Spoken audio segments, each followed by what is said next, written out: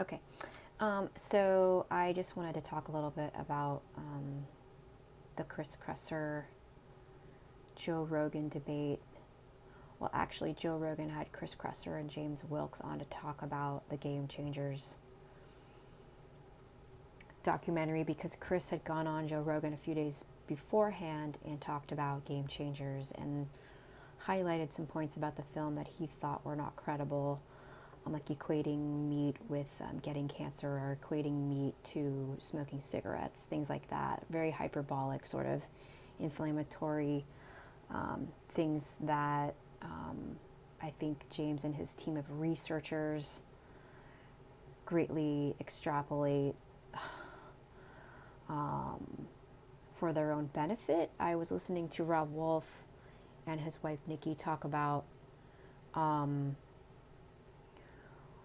answer a question from a caller where the caller had asked, how do I discern between good quality documentaries and poor quality documentaries? And Nikki had brought up a really good point where she said, the first thing you do, and I know that some people say that this isn't relevant, it doesn't matter who funds studies and things like that, but I think in the context of a documentary that's using heavy propaganda and like propaganda like visuals and messages and editing styles, is you really want to consider who gains from this message. And she brought up the very excellent point that the protein powder industry will be gaining from that message because they are pushing plant-based proteins.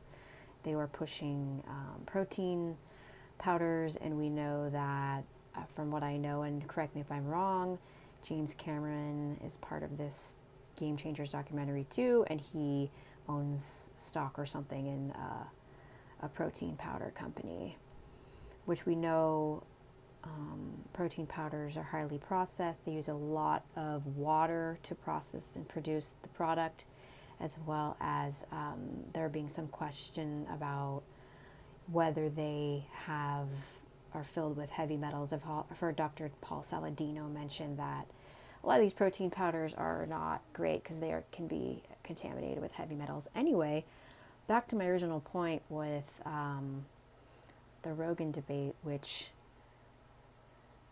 I think I'm coming on here because I need to vent a little bit about a couple of points. Number one, Chris Kresser has a master's in Oriental medicine and a licensure in acupuncture. I went to school with Chris. I sat in class with Chris. We have a similar or the same education, postgraduate education, although I know he did his undergrad at Berkeley and I did mine at San Francisco State.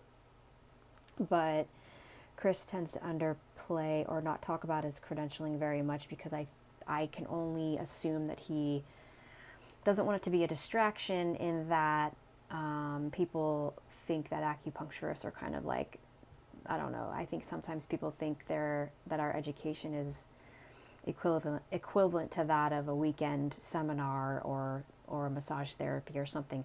Not to bash massage therapists, some of the best practitioners I know are massage therapists, but the fact is we do get 4+ years of postgraduate training in biomedicines, pharmacology, toxicology, research statistics, research design.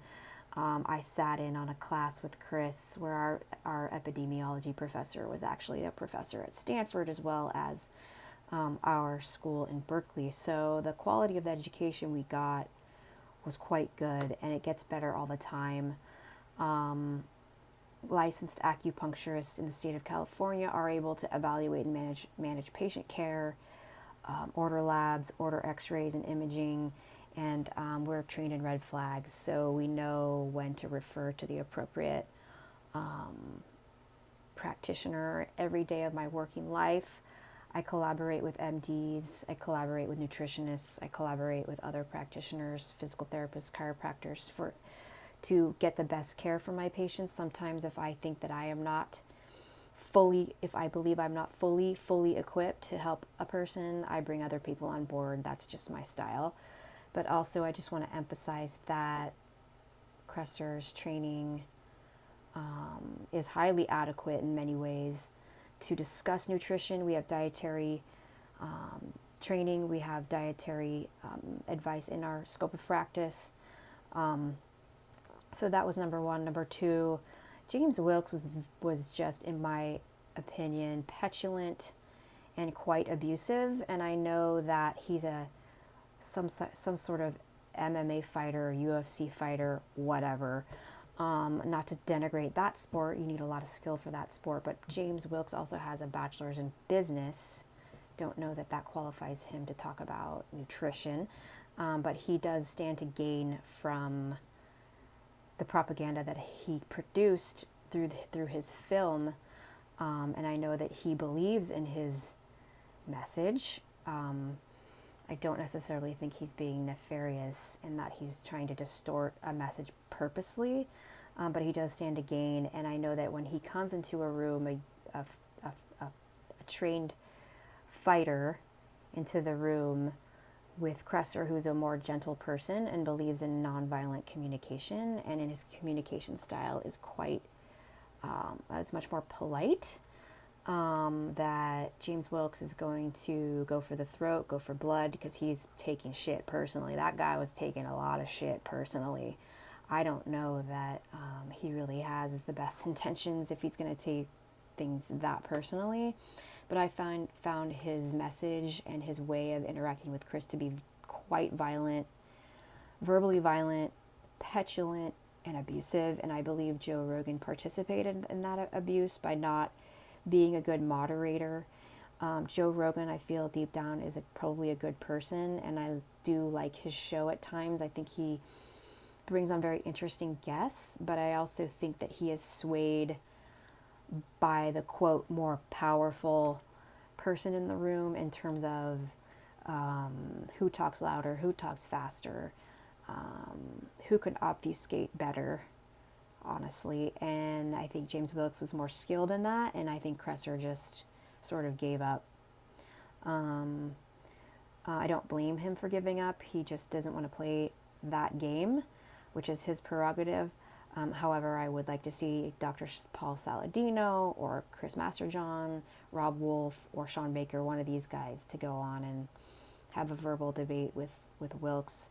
Wilks to me just seemed crazy-eyed, and again, petulant. And I really think Joe Rogan was the same way by proxy, because I think that he sort of co-signed the abuse by not being a good moderator.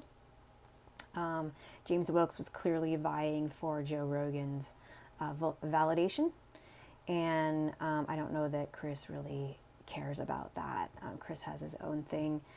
The bottom line is James Wilks is the person who is the one who stands to lose the most if he's found out that his film is pretty much propaganda, which I believe it to be.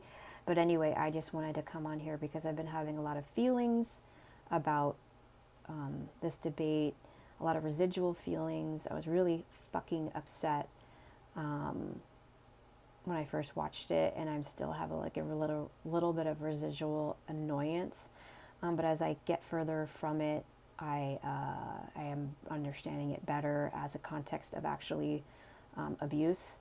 And that when you abuse somebody and you talk over somebody and you appeal to authority and you attack the other person hyperbolically and you attack their credentials, you're not really debating. You're not really getting your points across. You're just kind of being an asshole. And some people really think in this day and age that being the bigger asshole means you win. And I think the take home really is that being the bigger asshole doesn't mean you win. It just means you're the bigger asshole. So as a colleague of Kresser, and I do consider him one of the main mentors, one of my main and greatest mentors in my life. He changed my life when I was in school he did some talks about fat, cholesterol, and some stuff that really changed my perspective. So I do come in with that bias, but I also know that he helps people and he changes lives, as well as a lot of us other acupuncturists across the state of California. There's a lot of competent acupuncturists doing a lot of good work. So people can chalk us up to some woo-woo bullshit. whatever. That's not what my patients say. So, at the end of the day, all I care about are health outcomes and how my patients feel, not somebody's ego. So that's all I'm going to say about that. And I appreciate you listening.